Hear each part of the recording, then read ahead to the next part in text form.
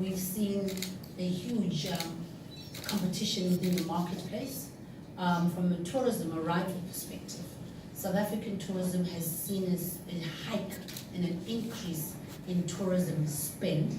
It is up by 20%, which then means for us that the quality of the Indian traveler has literally kind of increased. It means the Indian traveler is spending more money, is also spending in a very geographically spread way, so the money is spent in South Africa.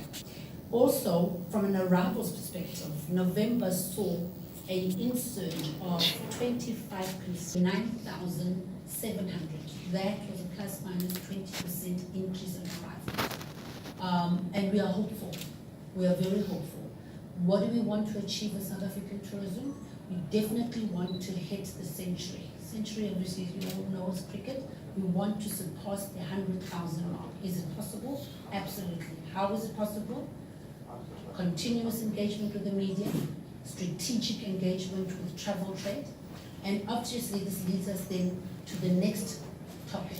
From a South African perspective, we are very clear and we know that the Indian traveler knows South Africa. And they go to Cape Town, they go to the Western Cape, they do Table Mountain, they do the winelands, they do the shark diving. Those are the things that we're known for. Just in case you did not know, South Africa has more than 3,000 adventure activities. Guess what? India is the biggest consumer of South Africa when it comes to activities outside South Africa. So globally, we have more Indians participating in South Africa from an adventure perspective. Hence, we then decided as a country that we also need to shift the focus and say, how do we introduce or reintroduce new activities and new regions? And so if you go next door, you will see there's a couple of new products that we've brought in. So from Table Mountain, climbing up Table Mountain or going up by car, will allow you to then go in and say you can paraglide now off Table Mountain, you can abseil, you can kite surf, you can sandboard, you can go surfboarding, but you don't all have to do it in one place. So with us, we've got new regions that have come in. Durban is here. It is the home to the second largest Indian community outside India, Durban. We've got Eastern Cape. Eastern Cape, which is Port Elizabeth. We've got East London, which is the home of Nelson Mandela, is in the Eastern Cape. We're starting to see what are the new things we can offer from that side. Hole in the Wall, Port St. John's, sandboarding, hiking in the valleys. So we're going to be going on a very strong drive on introducing new regions. That we're going to do with trade partners. We're going to be hosting, as of March, a mega fam trip as our financial year ends. Mega fam trip to introduce new regions to the trade. But the entire new financial year will also be hosting media, will also be hosting tour operators, travel agents to introduce and immerse them into the new regions of South Africa offering. As you know, the reason we are here today is because of your presence and also because of the roadshow. In Mumbai, and yesterday, the last 2 days, we saw an increase in number of people from India, Indian trade, coming to our roadshow. Our target, which we underestimated, we've actually surpassed the number of people. 520 travel partners went into our Mumbai, came and participated in our Indian roadshow. That is a huge amount.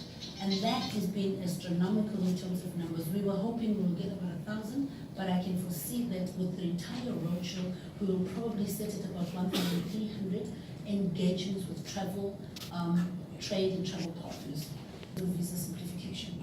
Without further ado, I'd like to thank you for your time. I was going to talk to you about how fabulous the visa. My name is Katu Monyaziwa. I am Consul Immigration and Civic Services based at the South African Consulate General in Mumbai. Our role is visas. As a tourism, do a brilliant job in marketing South Africa as a destination. However, without visas, those who are interested in taking those tour packages will not be able to go into the country. So our role is the facilitation thereof. in ensuring that everybody who apply for a visa, who is a deserving applicant, who is a genuine traveler, acquire a visa to enter the country.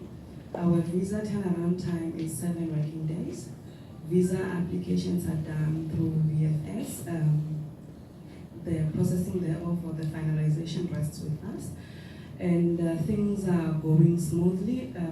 Tour operators have expressed satisfaction in the way in which we are running our business, and we are happy, and we're gonna improve more and more. Ladies spoke about the simplification of visa requirement, the agreement between India and South Africa that is in process. We hope that it's gonna be finalized in due course, and that it will make it easy for travelers to enter our country.